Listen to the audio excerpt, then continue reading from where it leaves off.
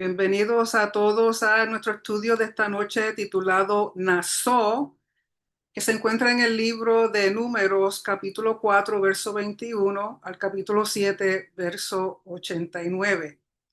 Y Naasó se puede traducir como eleva o levanta. Pero antes vamos a hacer la bendición de la Torá que dice así.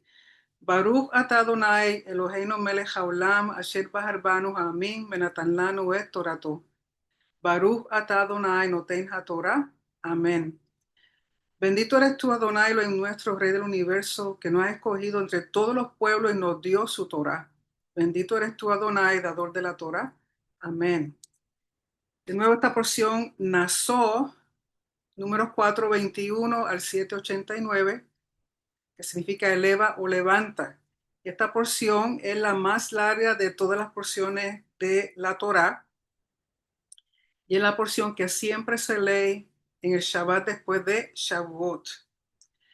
Esta porción contiene 18 mandamientos, de los cuales 7 son positivos y 11 son negativos. Contiene 176 versos, 2.264 palabras y 8.632 letras. Y la vez pasada estábamos en el conteo o en el censo de los levitas por sus familias y va a continuar aquí en esta porción Naasó. Así que vaya por favor al capítulo 4, verso 21 y comenzamos diciendo, Hashem le habló a Moshe diciendo, en español traducen censa, pero en el hebreo dice Naasó et Rosh. Levanta, eleva la cabeza de los descendientes de Gershón por familias, por linaje paterno. Toma la cuenta de los que están comprendidos entre los 30 y los 50 años, o sea, que sean aptos para el servicio en la tienda del encuentro. Este es el trabajo de la familia gershonita, trabajo y transporte. Ellos transportarán las cortinas del tabernáculo y de la tienda del encuentro, su cubierta y la cubierta de Tahash, que está sobre esta, por arriba. La cortina para la entrada de la tienda del encuentro, las cortinas del patio, la cortina para la entrada de la puerta del patio que rodea el tabernáculo y el altar, sus cuerdas, todos los elementos para el servicio y todo el trabajo encomendado a ellos. Todo el trabajo que deban transportar los gershonitas estará bajo la autoridad de Aarón y de sus hijos.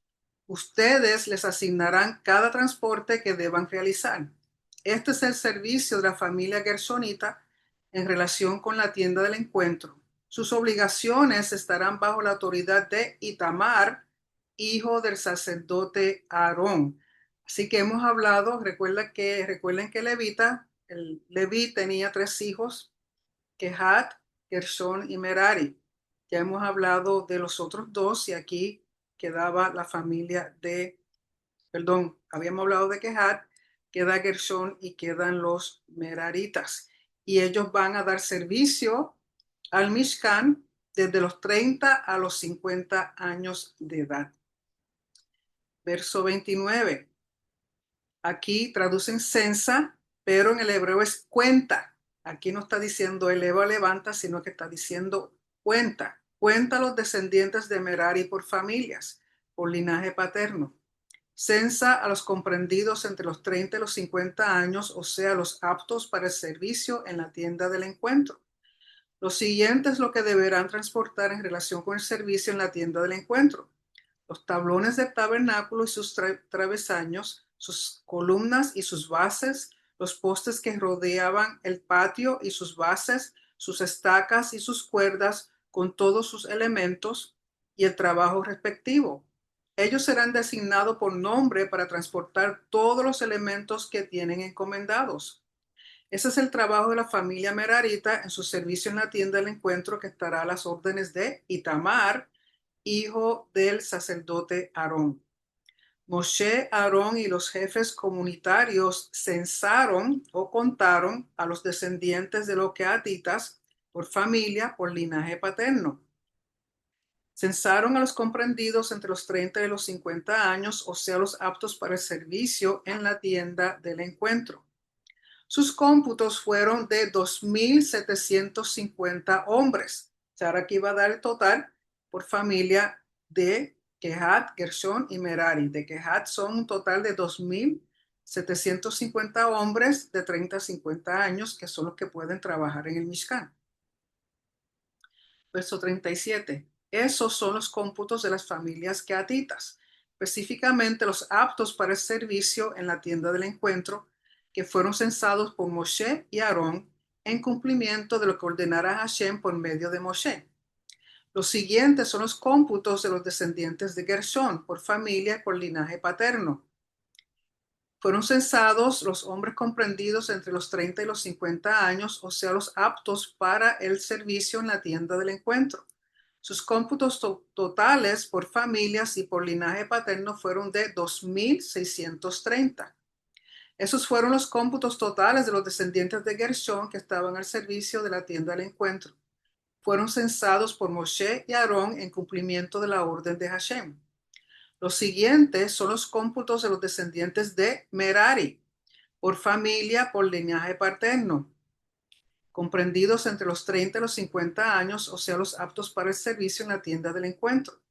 Sus cómputos por familia fueron 3.200. Esos fueron los cómputos totales de los descendientes de Merari, censado por Moshe y Aarón en cumplimiento de lo que ordenara Hashem por medio de Moshe. Los siguientes son los cómputos de los levitas, censados por familias y por linaje paterno. El censo estuvo a cargo de Moshe, Aarón y los dirigentes de Israel. Fueron censados los hombres comprendidos entre los 30 y los 50 años, o sea, los aptos para el servicio y para el trabajo de transporte relacionado con la tienda del encuentro.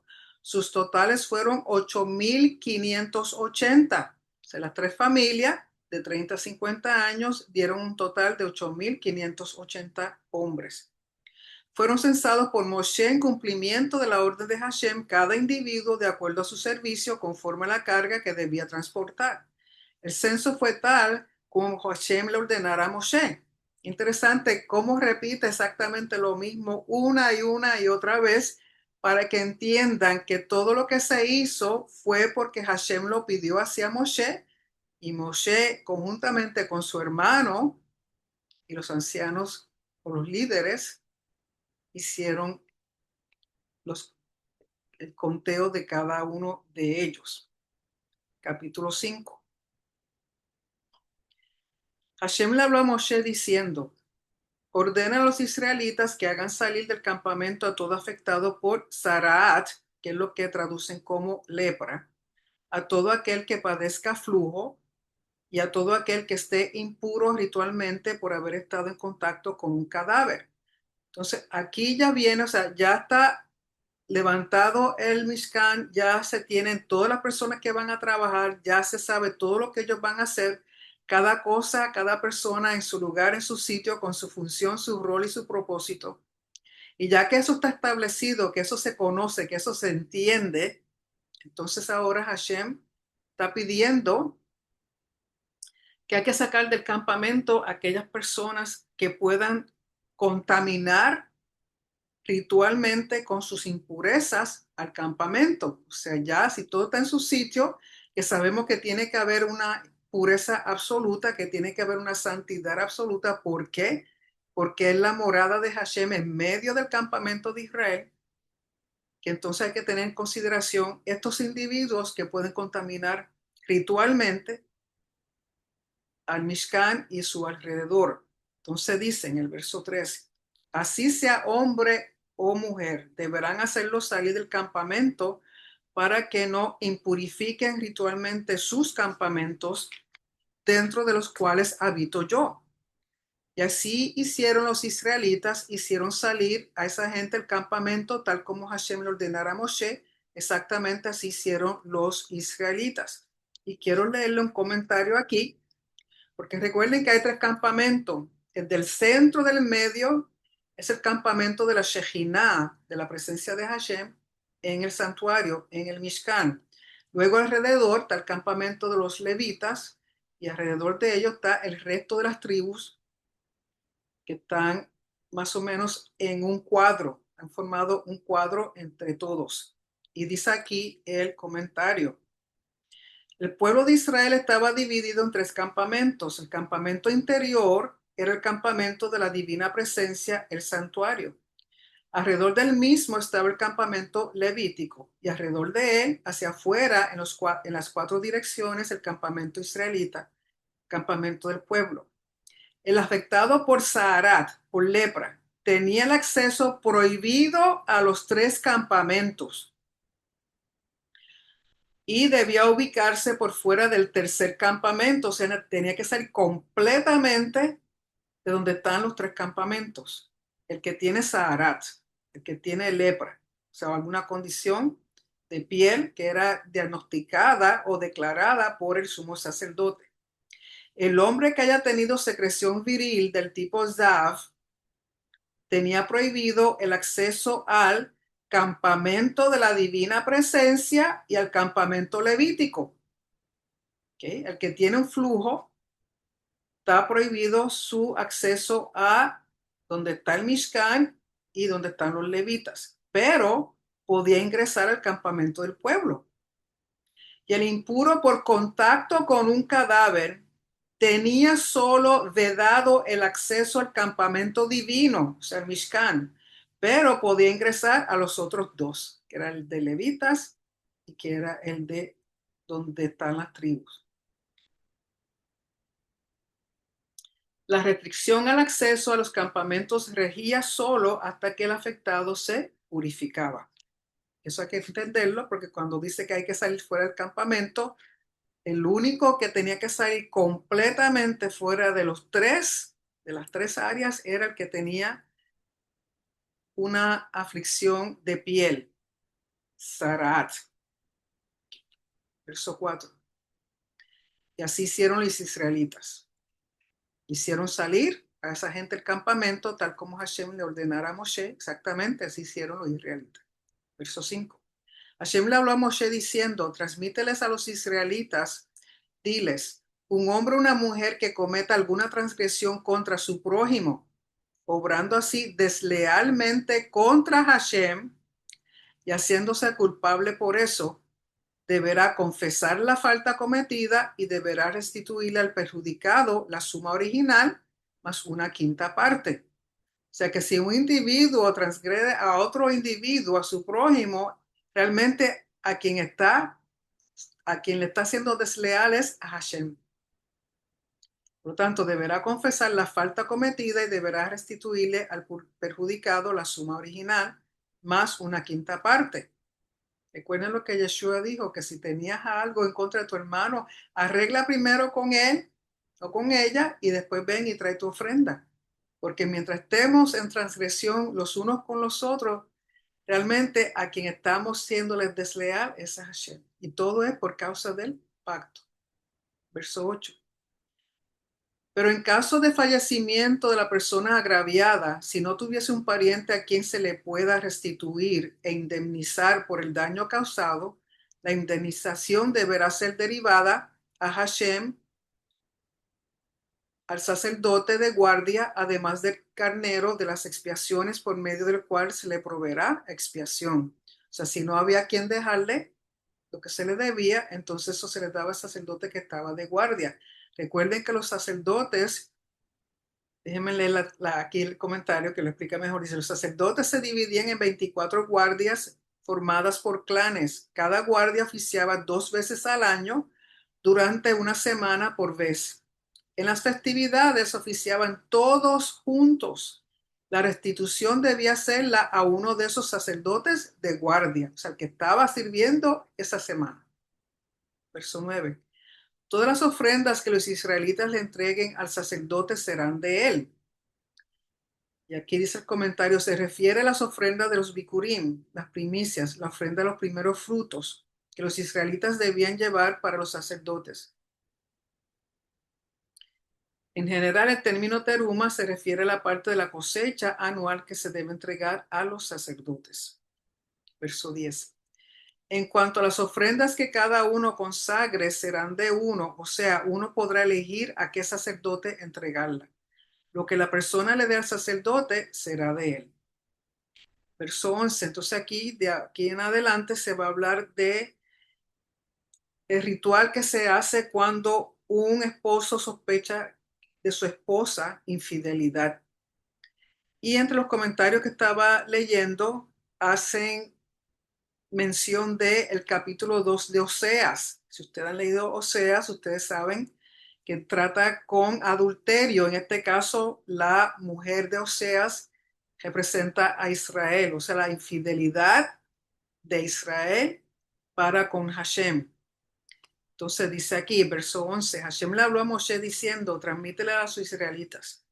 Una esposa sospechada de cometer adulterio, de serle infiel a su esposo, si un hombre ha tenido una relación sexual con ella sin que su esposo lo supiera, porque lo hicieron ocultándose, aunque no haya testigos contra ella de que hubiera cometido adulterio, no fue violada, sino que fue mutuo, le haya manifestado sus celos, quizás haya cometido adulterio, o bien podría ser que él le haya expresado a ella sus celos, quizás no haya cometido adulterio. O sea, que él sospecha, pero no está seguro. Puede ser que sí sea cierto, como puede ser que no sea cierto. Verso 15. En tal caso, ese hombre deberá llevar a su esposa ante el sacerdote. También deberá llevar una ofrenda por ella, una décima parte de un efa de harina de cebada. Recuerden que la cebada es considerada de menos calidad que el trigo, y la cebada usualmente era la harina que se le daba a los animales. A pesar de que durante Pesaj esa es la cosecha y se lleva una ofrenda, un homer de cebada, en este caso la cebada representa algo más humilde que el mismo trigo. Dice, que no derrame sobre ella aceite ni ponga sobre ella incienso, pues esa harina es una ofrenda minjá de celos, ofrenda minjá recordatoria para tener presente la transgresión. Y no se le echa aceite ni incienso porque eso sería adornar o elevar la ofrenda, y como tiene que ver con celos, entonces no se hace nada de eso. Verso 16. Entonces el sacerdote acercará a la mujer y la ubicará ante Hashem. El sacerdote deberá poner en un recipiente de barro agua santificada, que da a entender que es agua que que sacan del kior, o sea, del lavacro, que era el agua que usaban los sacerdotes para lavarse los pies y las manos. Y deberá echarle al agua un poco de polvo del piso del tabernáculo. El sacerdote hará que la mujer esté de pie ante Hashem, le descubrirá el pelo. Recuerden que la costumbre es que la mujer casada se cubría su pelo. Entonces, quitarle su velo, o su pelo, perdón, quitarle el velo y ver su cabello era una humillación para ella y para su esposo. O sea, hacer eso era humillante. Y pondrá en sus manos la ofrenda minjá recordatoria, que es ofrenda minjá de celos. Y en las manos del sacerdote estará el agua amarga de la maldición. Es importante que entendamos eso porque el precedente a eso se encuentra en Éxodo 32. Vaya un momentito, por favor, al libro de Éxodo, capítulo 32, verso 20. El capítulo 32, recuerden que ocurre la situación del becerro de oro, que es idolatría, y la idolatría es adulterio espiritual en contra de Hashem. En el verso 20 dice, después que Moshe baja con las tablas, las cuales él rompe al ver lo que está sucediendo en el campamento. Verso 20 dice, hablando de Moshe, y tomó el becerro que habían hecho y lo quemó en el fuego y lo molió hasta reducirlo a polvo, que esparció sobre las aguas y lo dio a beber a los hijos de Israel, que era la forma de ver quién había participado de todo corazón en el suceso del becerro de oro, y sabemos que varias personas, una cantidad grande de personas murieron a causa de eso. En manos de los levitas murieron 3,000, pero después hubo una plaga y después hubo otro tipo de grupo que murieron por esa misma causa. Por lo tanto, cada vez que se mencionan aguas amargas. Eso también lo vemos en el libro de Revelación cuando habla de que una estrella cae del cielo que se le llama ajenjo. Y usted, si usted sabe, el ajenjo es algo muy amargo. Y ese ajenjo cae en las aguas y las aguas se amargan. Y dice que todos aquellos que tomaron de esas aguas murieron. Que otra cosa diciendo infidelidad, adulterio espiritual en contra de Hashem. Por tanto, cada vez que se habla de aguas amargas, es un juicio y tiene que ver con infidelidad. En este caso, aquí un hombre que sospecha que su esposa ha sido infiel y se hace este ritual. Continuando en el verso 19, dice, el sacerdote le tomará juramento a la mujer y le dirá, si no se ha acostado contigo otro hombre y si no has cometido adulterio siéndole infiel a tu esposo, entonces nada te pasará si tomas esta agua amarga de maldición. Pero si le fuiste infiel a tu esposo y te purificaste acostándote con otro hombre fuera de tu esposo, entonces aquí el comentario dice, esa agua no era amarga en sí misma, sino tenía un efecto amargo para la persona culpable porque le inducía la muerte. Verso 21.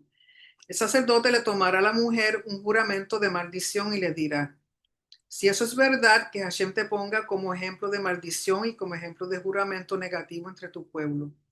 Que Hashem provoque que se te caiga el muslo y se te hinche el vientre. Esta agua de maldición entrará en tu cuerpo y hará que tu vientre se hinche y que tu muslo se caiga. Y la mujer responderá, amén, amén. El sacerdote escribirá estas maldiciones en un pergamino y las disolverá en el agua amarga. Luego le dará a la mujer que tome el agua amarga de maldición. El agua amarga comenzará a surtir efecto.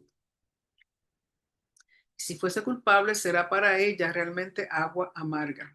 Y aquí hay un comentario que dice, la prueba del agua ejercía efecto solo cuando el esposo mismo nunca incurrió en relaciones prohibidas. O sea que si el marido había sido infiel y ella no lo sabía, por más agua amarga que se tome, aunque ella sea infiel, no van a hacer efecto porque ya él rompió el pacto matrimonial. Pero si él no ha sido infiel y ella sí, pues entonces las aguas amargas realmente le van a hacer daño. Pero si no, ella no le ha sido infiel, entonces no le van a hacer nada. Y hay otro comentario que dice que él no podía obligar a su esposa a tomar las aguas, que ella podía decidir si sí o si no. Más lógico, si era culpable, más probable que no quiera tomársela. Pero si era inocente, ella decidía si sí o si no. ¿Okay? Verso 25. El sacerdote deberá tomar de mano de la mujer la ofrenda minjá de celos, deberá mecer la ofrenda minjá ante Hashem y deberá acercarla al altar. El sacerdote tomará un puñado de la ofrenda minjá como recordatorio suyo y lo hará quemar en el altar. Después hará que la mujer beba aquel agua. Cuando la mujer tome el agua, si en verdad se impurificó y le fue infiel a su esposo, el agua de la maldición entrará en su cuerpo y realmente la amargará. Se le hinchará su vientre y colapsará su muslo. Aquella mujer será ejemplo de maldición entre su pueblo. Pero si la mujer no se impurificó, demostrando que ella es inocente, significa que es pura. Y entonces quedará limpia de las aguas amargas que se tornarán en aguas de bendición y podrá concebir. Esa es toda la Torá para el caso de una mujer sospechada de adulterio contra su esposo. Y si un hombre siente celos contra su esposa, él deberá advertirle y la hará presentarse ante Hashem. El sacerdote obrará con ella de acuerdo a esta ley. Si la mujer fuese hallada culpable a través de las aguas amargas, el marido quedará libre de falta y la mujer deberá sobrellevar su transgresión. ¿Okay? Entonces vemos aquí que ya está el Mishkan, que ya están los levitas con sus funciones asignadas. Habla de que hay que mantener el campamento puro, hay que sacar a aquellos que puedan contaminarlo. Da el ejemplo de la mujer que se sospecha de adulterio. Entonces ahora cambia el panorama. Ahora comienza a hablar en el capítulo 6 sobre el voto nazareo. Todo lo contrario a lo que ocurrió con la ley Sota, que es la ley de cuando el hombre sospecha, el esposo sospecha que su esposa ha sido infiel, se hace ese ritual. Ahora viene otro ritual.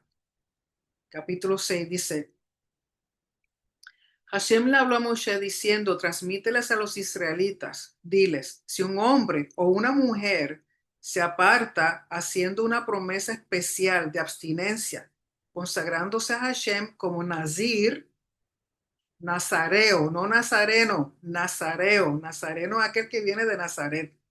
Y a pesar de que las palabras en el hebreo suenan parecidas, están escritas diferentes. Por lo tanto, Nazir, viene la palabra Nezer, que significa corona, mientras que Nazaret viene de la palabra Netzer, que significa vástago o la rama de un árbol, de un árbol frutal, que tiene que ver con árboles, con ramas, mientras que esto tiene que ver con corona. Y dice, deberá abstenerse de vino y de vino añejado. Tampoco deberá tomar vinagre de vino, ni vinagre de vino añejado, ni ninguna bebida hecha de uvas. Tampoco deberá comer uvas frescas ni secas. Y si ustedes van al Evangelio de Juan, vamos a ver que con Juan se dice algo parecido. Que vayan a Juan, perdón, a Lucas. Lucas capítulo 1, verso 15 en referencia a Juan. Lucas 1:15 dice, y aquí están hablándole de Johanán o de Juan. Dice, porque será grande delante de Elohim. No beberá vino ni sidra y será lleno del Espíritu Santo aún desde el vientre de su madre. O sea que Johanán fue escogido para ser un nazir, tener ya un voto de nazareo, ser un nazareo desde el vientre de su madre. O sea que Juan no podía ni recortarse ni tomar vino, ni nada que fuera producto de la uva. Y verso 4 dice, durante todo el tiempo que dure su abstinencia, no deberá comer nada que provenga de las uvas de vino, desde las semillas hasta la cascarilla. Todo el tiempo que dure su abstinencia, no deberá pasar la navaja sobre su cabeza. Hasta que cumpla su periodo de consagración a Hashem, el pelo que le crezca en su cabeza será sagrado. En otras palabras, y usualmente lo mínimo que podían hacer este voto era 30 días. Así que por 30 días es el tiempo mínimo que podían hacer el voto. No podían recortarse y tampoco podían tomar nada que fuera producto de la uva. Tampoco lo siguiente, durante todo el tiempo que dure su abstinencia en consagración a Hashem, no podrá tener ningún contacto con cadáveres. No deben purificarse ritualmente ni siquiera por el cadáver de su padre, ni de su madre, ni su hermano, ni su hermana. Pues la corona de consagración de su Elohim está sobre su cabeza. Por eso es el voto nazareo, que viene a la palabra nezer, de la palabra nezer, que significa corona. O sea que mientras deje su pelo creciendo sin recortarse, representa una corona de consagración. Esa es la corona que simboliza su consagración a Hashem durante este voto de abstinencia, que lo hace para acercarse más a Hashem, para sentirse más quizás santificado, puro, más cerca, un tiempo de reflexión, de querer estar más cerca a Hashem. Verso 8, durante todos los días de su abstinencia, él está consagrado a Hashem.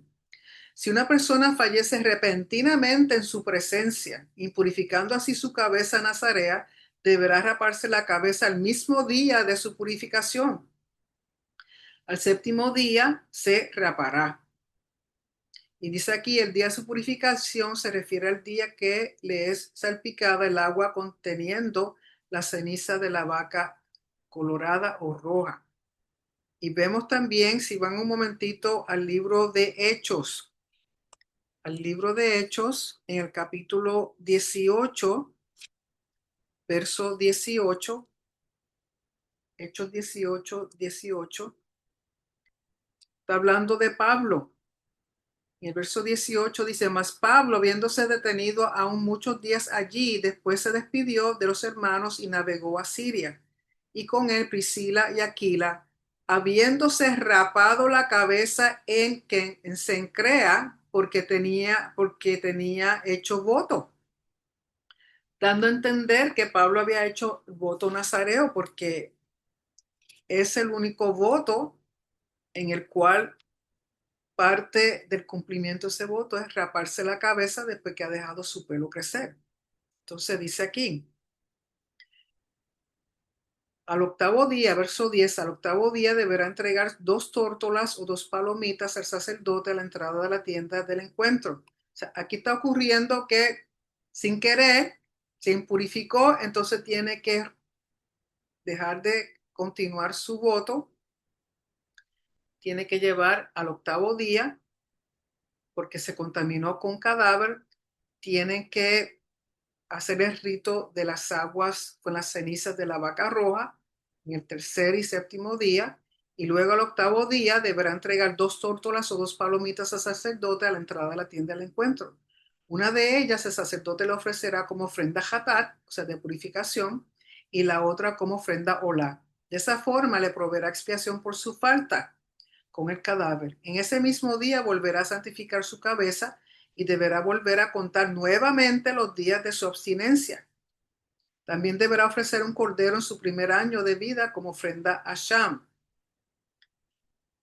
Deberá entonces comenzar un nuevo periodo de abstinencia, ya que el tiempo anterior queda invalidado, pues fue impurificada su condición de nazareo. O sea, si ocurre una purificación inesperada, tiene que hacer este procedimiento y comenzar de nuevo el voto, porque si había hecho un voto por 30 días y no llegó a los 30 días, tiene que volver a empezar. Verso 13, la siguiente es la ley del Nazir, el día que cumpla el periodo de su abstinencia. O sea, aquí ya es cuando haya cumplido el tiempo que dijo que iba a ser el voto. 30 días, 60 días, 3 meses, 6 meses, un año, 5 años, lo que fuera. Entonces, cuando terminaba el periodo de voto, la siguiente es la ley del Nazir. El día que cumple el periodo de abstinencia deberá dirigirse a la entrada de la tienda del encuentro y ofrecerá como ofrenda suya a Hashem un cordero menor de un año, sin defecto físico, como ofrenda olá, una oveja menor de un año, sin defecto, como ofrenda hatat, de purificación, un carnero sin defecto para ofrenda shelamim, y un canasto de hogaza sin leudar de harina fina mezclada con aceite y matzot, sin leudar, untados con aceite, con sus respectivas ofrendas minjá y las respectivas ofrendas de vino. O sea, es mucho lo que tiene que traer después que termina el tiempo de su voto. Y si ustedes recuerdan que un tiempo dado usted le dijo a Pablo también, para que entendieran que él seguía la Torá y estaba haciendo de nuevo el voto nazareo, le dicen para que la gente sepa que tú sigues haciendo Torah. Cuando vayas a entregar tu voto, paga también a estos individuos lo que ellos tienen que traer al entregar ellos también su voto. O sea que ahí Pablo tuvo que traer muchísimos animales, que fue un buen gasto para comprobarle al pueblo que él seguía haciendo y cumpliendo la Torah. Verso 16. El sacerdote ofrecerá todo eso ante Hashem y ofrendará su ofrenda hatat, su ofrenda olá, y también ofrecerá a Hashem el carnero como ofrenda shelamim, santificando así el canasto de las matzot. El sacerdote ofrecerá también la ofrenda minjá de ellos y las respectivas ofrendas de vino. Después de haber ofrecido la ofrenda shelamim en el patio de la tienda del encuentro, el nazir deberá raparse su cabeza de nazareo. Deberá tomar el pelo de su cabeza de nazareo y ponerlo en el fuego que está bajo la ofrenda shelamim. Recuerden que al raparse su cabeza está hablando de que está cambiando de estatus. Estaba en un periodo de santidad, de abstinencia, separado para Hashem. Al recortarse está diciendo que está pasando a otro estatus, vuelve de nuevo a la vida común. El pelo, recuerden que representa honra, no tan no tan solo en la mujer, pero también en el varón.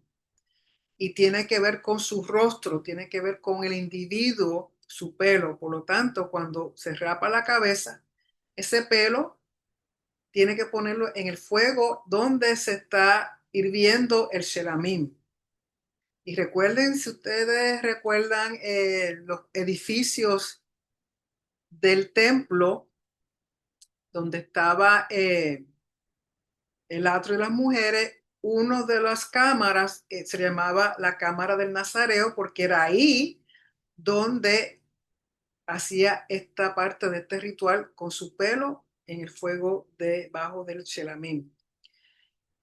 Y dice, verso 19, entonces el sacerdote tomará la pata delantera ya cocinada del carnero, una hogaza sin leudar del canasto y una matzá, y los pondrá en las manos del nazir. Eso será después de que se haya rapado su cabeza de nazareo. El sacerdote mecerá todo eso como ofrenda tenufa, que es ofrenda de vaivén ante Hashem. Eso queda consagrado para el sacerdote, o sea, le pertenece a él, además del pecho ofrecido como ofrenda tenufa, que es la ofrenda de vaivén horizontal, y el muslo ofrecido como ofrenda teruma, que es la ofrenda de movimiento vertical. Después de esto, el nazir podrá tomar vino. Esa es toda la ley respecto del nazir que debe cumplir con su ofrenda a Hashem con motivo de su abstinencia. Esto es aparte de lo que él quisiese ofrendar en cumplimiento de su promesa, de acuerdo a sus recursos económicos, más allá de lo que la Torá le impone por su estatus de nazareo. O sea que además de lo que tenía que traer para el ritual del nazareo, si había ofrecido otras ofrendas como parte de su voto, pues también cumplía con eso. Y hoy día, yo sé que muchas personas han tratado de hacer el voto del nazareo, no se puede hacer. ¿Por qué no se puede hacer? Porque para entregar el voto tiene que hacer toda esta ofrenda y mientras no haya templo no puede hacer toda esta ofrenda. O sea que una persona que haga un voto nazareo en este tiempo no puede entregar hasta que el templo esté funcionando, haya un altar y pueda traer todas estas ofrendas. Así que no vale la pena hacer un voto nazareo porque he escuchado de gente que dice que están haciendo el voto nazareo, pero de nada sirve porque no lo puede entregar. No lo puede entregar porque no puede cumplir con lo que dice aquí el rito, que al final de la abstinencia del tiempo designado tiene que traer todas estas ofrendas al templo. Y luego tenemos del verso 22 al 27 lo que es conocido como el Birkat Kohanim, la bendición sacerdotal, muy importante, muy hermosa. Y dice así, Hashem le habló a Moshe diciendo, transmítele a Aarón y a sus hijos, a Aarón y a sus hijos. Diles, así deberán bendecir a los israelitas diciéndoles, que Hashem bendiga y te proteja. Que Hashem haga resplandecer su semblante para ti y te dote de gracia. Que Hashem levante su rostro sobre ti y que te conceda la paz. Así ellos pronunciarán mi nombre en favor de los israelitas y yo los bendeciré. Que lo que dicen los comentarios es, recuerden que cuando los sacerdotes hacen esta bendición, lo hacen en los escalones que quedan frente a la entrada del santuario, o sea, a la entrada del lugar santo, lo que se llaman esos escalones se le llama el ulam. Ellos se paran ahí y hacen la bendición dirigiéndose hacia el pueblo. Es la única vez en el cual los sacerdotes, incluyendo el sumo sacerdote, le pueden dar la espalda a el lugar santísimo porque están de frente a la entrada del santuario mirando al pueblo con sus espaldas hacia Hashem. Es la única vez que se es permitido. Y cuando se hace la bendición, hacen esta señal, que dicen que es una Shin y otra Shin, la letra Shin. Y los que son sacerdotes regulares levantan sus manos y bendicen al pueblo. Pero el sumo sacerdote no puede levantar sus manos por encima de su cabeza porque tiene la corona que dice Santo a Hashem, sino que mantiene sus manos bajas. Y que mientras ellos están declarando la bendición, como ellos tienen su espalda al lugar santísimo, pero están mirando al pueblo, que es a través de ello que Hashem está impartiendo esa bendición a su pueblo. O sea que los levitas funcionan como si fueran un amplificador, como si fueran unas bocinas, porque quien realmente está bendiciendo es Hashem a través de ellos. Por eso les dice, así ellos pronunciarán mi nombre en favor de los israelitas y yo los bendeciré. Y hoy día la bendición, dice aquí,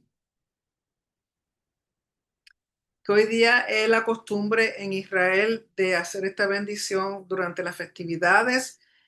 También la hacen durante todos los días en Shaharit. Y también es costumbre de en Shabbat, cuando los padres están bendiciendo a sus hijos, decir esta bendición. Pero cuando esta bendición es pronunciada hacia una congregación, hacia un grupo de personas, hacia un pueblo, el que tiene derecho y autoridad legal de hacer esa bendición es solamente un descendiente de Aarón, un sacerdote. Porque aquí dice, dile, transmítele a Aarón y a sus hijos, son los únicos que pueden hacer esta bendición cuando está dirigida a un pueblo, a una congregación, a un grupo de personas. Pero cuando es en familia, es en Shabbat, el padre puede hacer esta bendición a sus niños, a su familia. ¿Okay? Y también se hace en las festividades. Pero en Israel se acostumbra a hacerla todos los días, sobre todo en el Shaharit, porque ellos sí tienen personas que se saben que son Kohanim, que son sacerdotes, y ellos son quienes hacen la bendición. Así que solamente le corresponde a los sacerdotes. Capítulo 7. Y aquí está hablando de las ofrendas que traen los jefes de las tribus. Y dice, el día en que Moshe terminó de erigir el tabernáculo, que esto fue el primero de Nisan o de Aviv, lo ungió y lo consagró junto con todos sus accesorios. También ungió y consagró el altar con todos sus elementos. Los jefes de Israel, cabeza de sus familias, se acercaron y ofrecieron ofrendas. Ellos eran los jefes de las tribus, los mismos que con Moshe y Aarón estaban a cargo de los censos. Presentaron su ofrenda ante Hashem, 6 carros cubiertos y 12 vacunos, un carro cada 2 jefes y un vacuno por cada uno de ellos, y llevaron todo eso al tabernáculo o al Mishkan.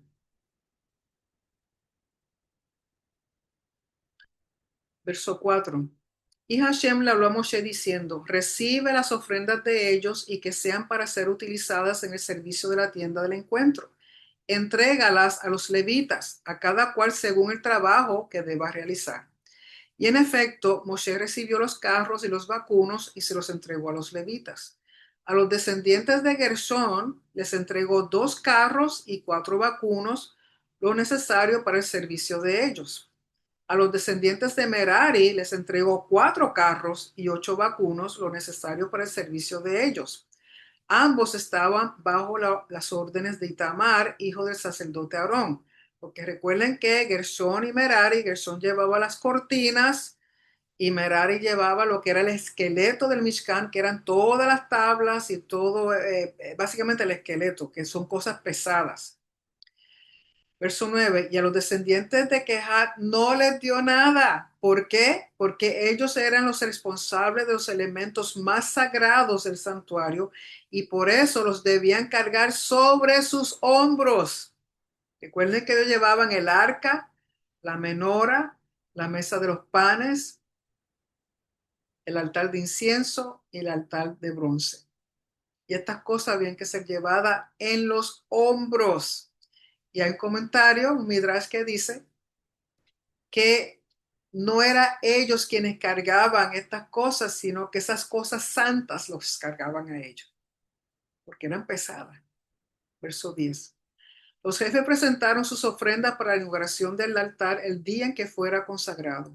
Los jefes llevaron sus ofrendas ante el altar. Hashem le dijo a Moshe, un jefe diferente cada día, un jefe cada día deberá presentar su ofrenda para la consagración del altar.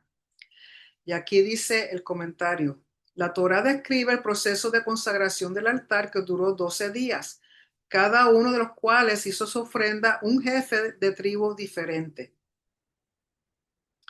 porque cada ofrenda de cada uno de los 12 jefes constituía un acto en sí mismo, un mitzvah por sí sola, por más que hayan sido 12 ofrendas idénticas.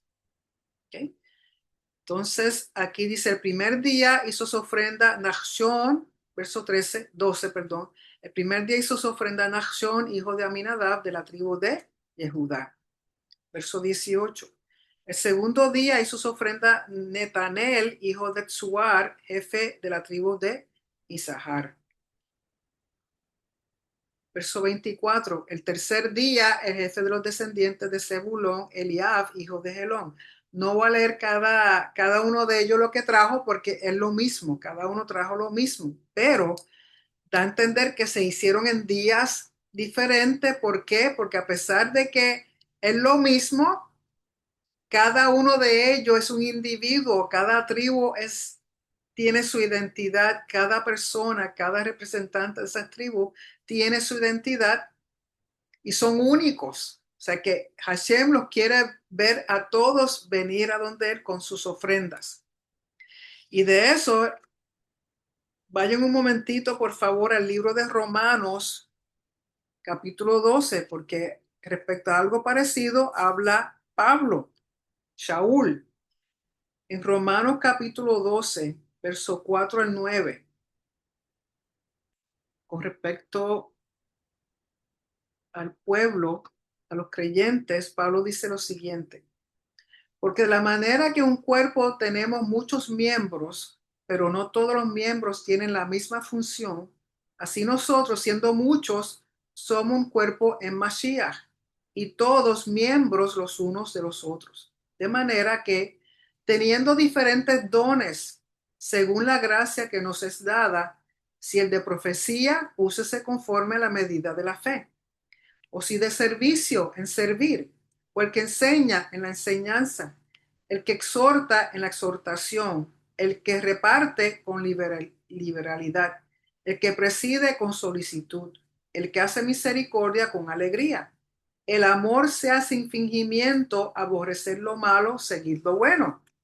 Aquí todos son un solo cuerpo, un solo Israel, pero compuesto de muchos miembros de muchas partes, y cada parte, cada tribu, cada individuo es importante porque cada uno de ellos tiene un rol, una función, un propósito único para cada vida. Por lo tanto, eso es importante entenderlo en nuestras congregaciones, en nuestras familias, donde quiera que haya un grupo.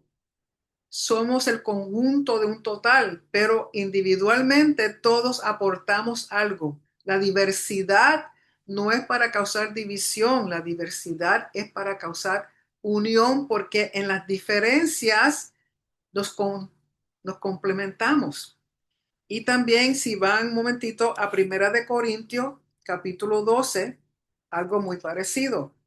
Primera de Corintios, capítulo 12, versos 7 al 14 dice Pablo: pero a cada uno le es dada la manifestación del Espíritu para provecho, porque a este es dada por el Espíritu palabra de sabiduría, a otro palabra de ciencia según el mismo Espíritu, a otro fe por el mismo Espíritu, y a otros dones de sanidades por el mismo Espíritu, a otro el hacer milagros, a otro profecía, a otro discernimiento de espíritus, a otro diversión de diversos géneros de lenguas, y a otro interpretación de lenguas.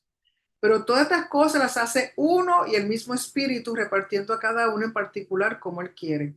Porque así como el cuerpo es uno y tiene muchos miembros, pero todos los miembros del cuerpo, siendo muchos, son un solo cuerpo, así también Mashiach.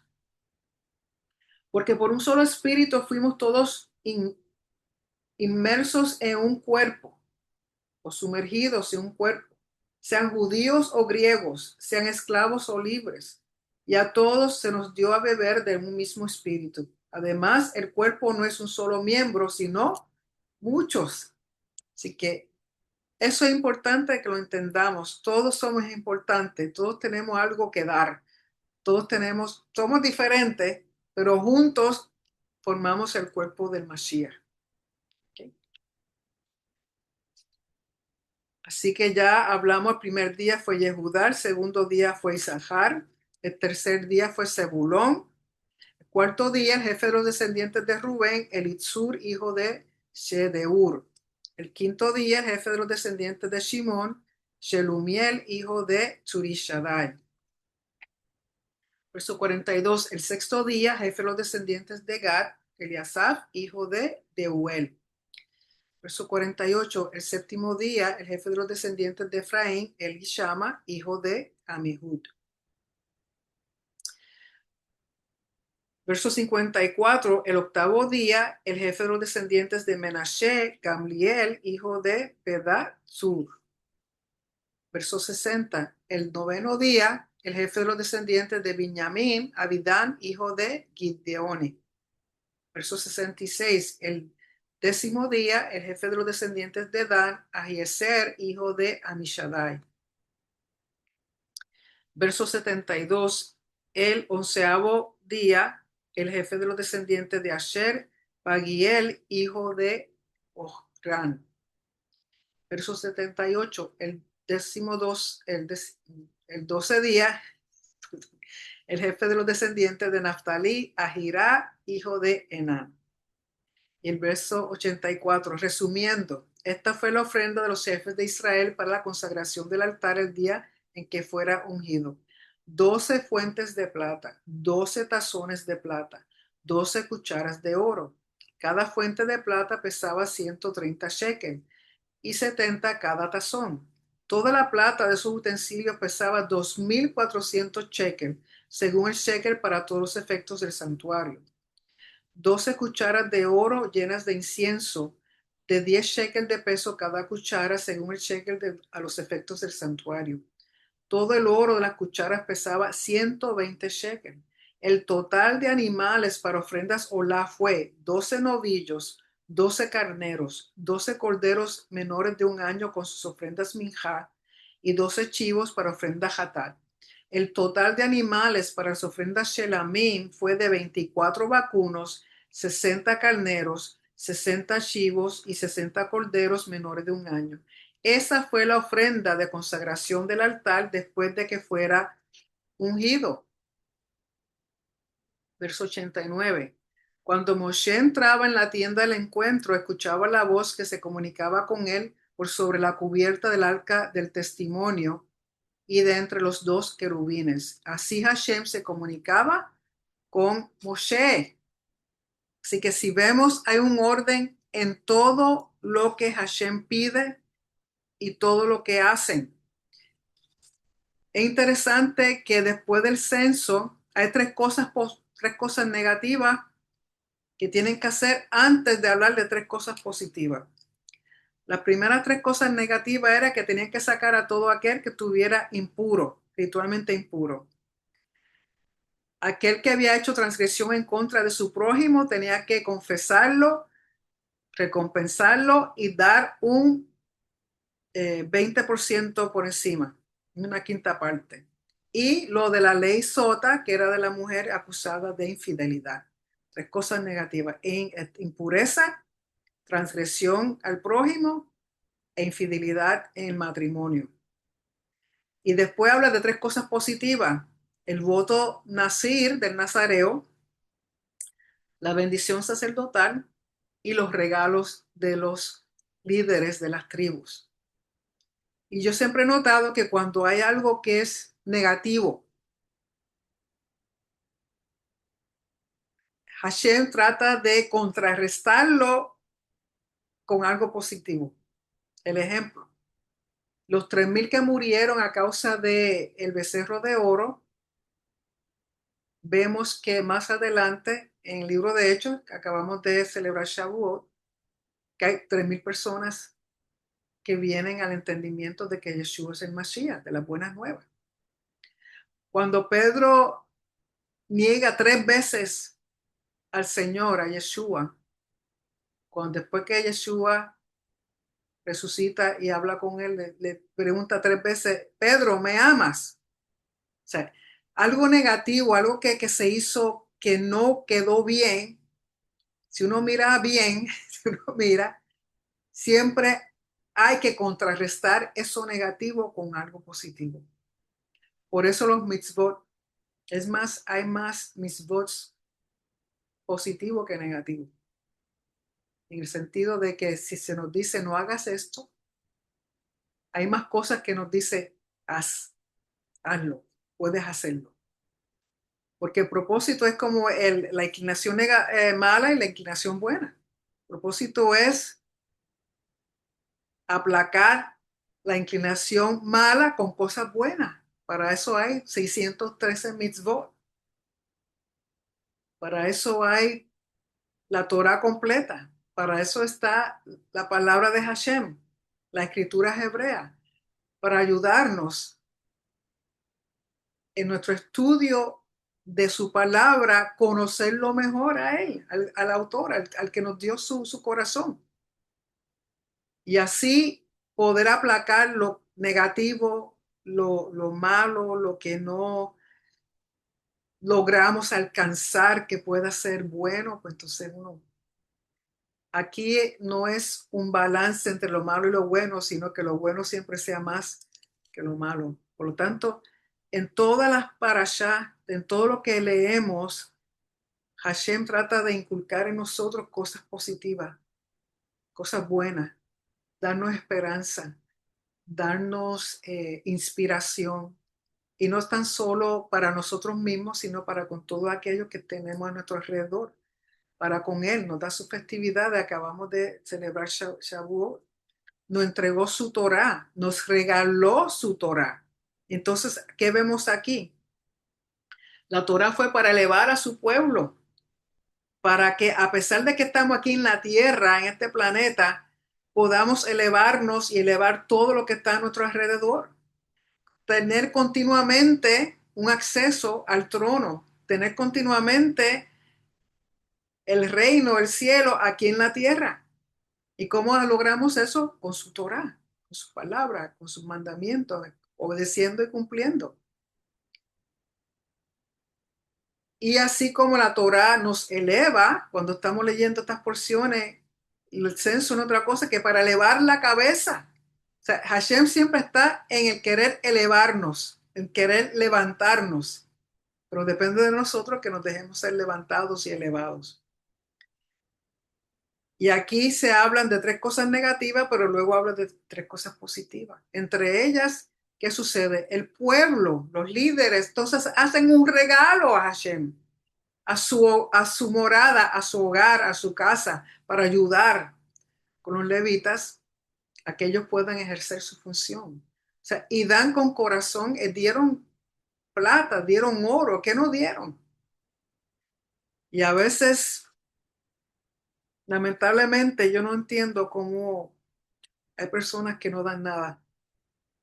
Cuando Hashem en cada uno de nosotros ha sembrado, no tan solo su imagen y semejanza, a todos nosotros nos ha dado algo que es para bendecir a otros y es para exaltar su nombre.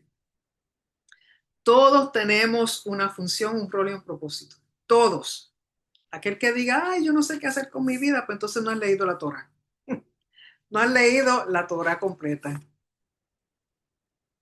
No, que el Señor no me habla. Si tú dices que el Señor no te habla es porque no quieres escucharlo, porque su Torah está continuamente hablándote. No es tan solo para un pueblo, es para cada individuo. Es el todo y el uno. Así que con eso terminamos la porción de esta noche. Espero que le haya sido de bendición.